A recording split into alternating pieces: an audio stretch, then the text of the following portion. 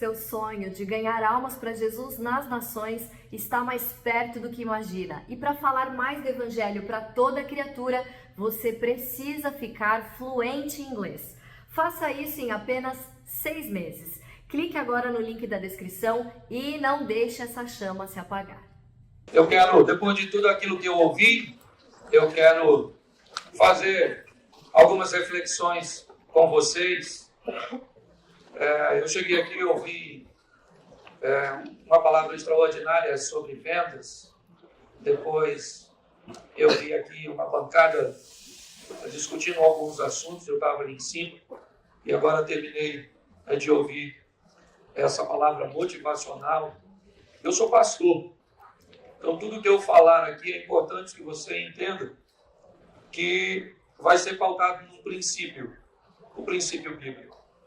E eu poderia simplesmente repetir tudo aquilo que foi falado aqui, citando apenas textos e fazendo alusões bíblicas. E, na verdade, tudo aquilo que foi falado e toda motivação que foi exposta aqui é um conteúdo bíblico. Eu sou filho de uma menina que engravidou com 13 para 14 anos.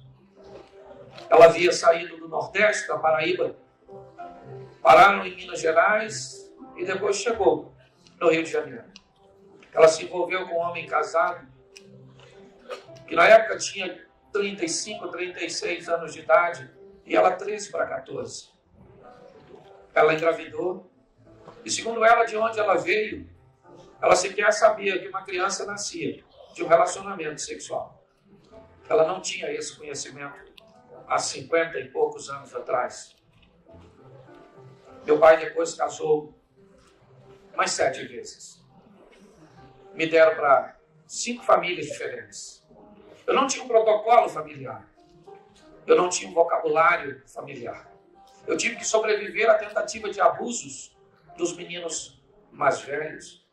Eu tive que sobreviver à escassez de ver os outros meninos terem coisas que eu nunca pude ter na época. Mediante a isso, depois de um tempo, eu descobri que eu era mandado embora das casas por falar demais, por às vezes usar uma expressão que era permitida na casa anterior, mas não fazia protocolo na casa agora que estava me recebendo. Minha mudança era feita numa bicicletinha e numa bolsinha com 4, 5 peças de roupa e um quichute. Depois de muito tempo, eu descobri que uma coisa perigosíssima era falar. Aliás, na maior parte das vezes que eu falei, eu me dei mal. As pessoas me baniram de seu convívio por causa do que eu falava. Então eu descobri que me embotar seria o melhor caminho, que ficar quietinho e que evitar falar, porque isso gerava muito problema. A timidez tomou conta da minha vida. E eu praticamente não falava. Não falava de minhas demandas, de minhas questões, de meus traumas. O tempo foi passando, eu fui crescendo. Obviamente tive muita dificuldade com a primeira namorada. Eu precisava de falar para que isso acontecesse. Se fosse hoje, seria mais fácil. Por detrás de um teclado, pessoas ficam românticas, corajosas. Aliás, hoje você pode marcar um encontro com Brad Pitt. Se encontrando com Pedro de Lara. Porque na internet você põe a imagem que lhe convém. Certo? O tempo passou e eu jamais imaginaria que um dia eu estaria trabalhando com comunicação, estaria trabalhando com família, estaria trabalhando com motivação, seria pastor, seria presidente de um conselho de pastores da cidade do Rio de Janeiro. Jamais imaginaria que eu seria solicitado por dia, às vezes, mais de 100 vezes, pessoas do Brasil e de outros lugares, procurando um espaço na minha agenda, para me ouvir, para ouvir o que eu tenho a dizer. E por quê? É isso que eu quero falar com vocês. Por quê? Porque eu encontrei uma coisa que todo ser humano emocionalmente saudável procura. Às vezes mesmo de forma involuntária, sem fazer o reconhecimento. Todos nós aqui queremos uma coisa: ser felizes. Algumas pessoas acreditam que a sua felicidade está no dinheiro, então vamos lá. Dizem que o dinheiro não traz felicidade, mas manda buscar. Dizem que o dinheiro não traz felicidade, mas a pobreza também não traz. Mas a grande verdade é que ele é um dos elementos que faz as pessoas felizes. E quem acha que a felicidade está nele, vai atrás dele. E, aliás, a própria Bíblia diz que o dinheiro responde por tudo. Isso é uma verdade.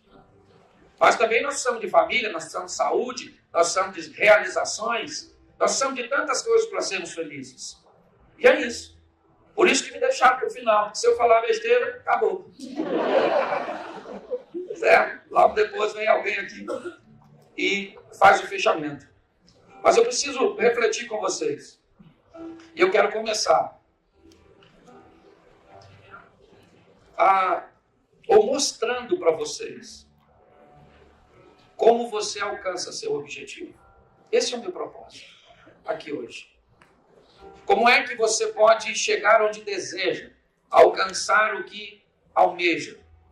Como é que você pode ser reconhecido por você mesmo? Olhar para você e gostar daquilo que está vendo. Ter uma autoimagem, uma autoestima clara a seu respeito. Como é que você procura ser visto pelas outras pessoas, olhando como um case de sucesso, como alguém que conseguiu romper, vencer, ultrapassar seus desafios? Como eu disse, eu sou pastor. E eu não vou ficar citando o nome Bíblia, porque eu não gosto, eu não vim aqui para fazer um culto. Eu vou chamá-lo de livro, porque ele é um livro, ou ela é um livro da minha vida. Então, todas as vezes que eu falar que está escrito no livro, automaticamente eu quero que vocês entendam que está escrito na Bíblia. Se você gosta de anotar, eu iria sugerir que você anotasse os lugares que eu vou dizer onde está escrito, o que podem se tornar chaves extraordinárias para mudar sua vida para sempre. Não apenas para te dar grana, money, dinheiro, la plata, mas para lhe dar razão, significado. Eu nunca vi nenhuma definição definir o ser humano de tal forma, e ela diz assim: o mesmo Deus de paz vos santifique em tudo, e todo o vosso espírito, alma e corpo. Aqui nós temos a definição do que é o ser humano. O que é uma pessoa? Como é que essa pessoa pode alcançar seus propósitos? Primeiro ela precisa saber quem ela é, quem você é. Quem é você? Por que você age, reage? Por que até hoje você frequentou lugares extraordinários, investiu recursos, proveu-se de ferramentas, e talvez você nunca alcançou o resultado esperado? Das duas, uma. Ou você pode ter ido a lugares onde as ferramentas não eram boas, e sim um excelente marketing para divulgá-las. Ou talvez você não colocou em uso aquilo que recebeu. Porque muitas pessoas recebem a receita, têm o dinheiro para comprar o remédio, mas não fazem o uso adequado da medicação. Elas têm recursos, acabaram obtendo em suas mãos aquilo que poderia curá-las, sará-las, restaurá-las, mas provavelmente interromperam ou sequer iniciaram o processo de cura.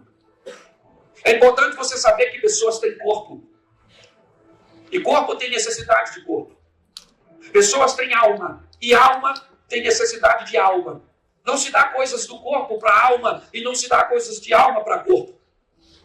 Pessoas têm espírito. E não se dá coisas do espírito ou que alimenta, que cuida. É como o seu carro. Para ele funcionar, basicamente, você tem que oferecer a ele 3 fluidos. Esqueça de colocar óleo e coloque bastante combustível e água. E você vai ver o que vai acontecer com o seu motor. Coloque combustível e óleo. Esqueça de colocar água e você vai ver o que vai acontecer com o seu motor. Coloque água e óleo e esqueça de colocar combustível e você vai ver o que vai acontecer com o seu motor. Ou seja, para que meu carro funcione, eu tenho que ficar atento principalmente aos 3 fluidos. As luzes irão acender, dizendo que há necessidade de água, porque se não houver arrefecimento, já já o meu motor funde.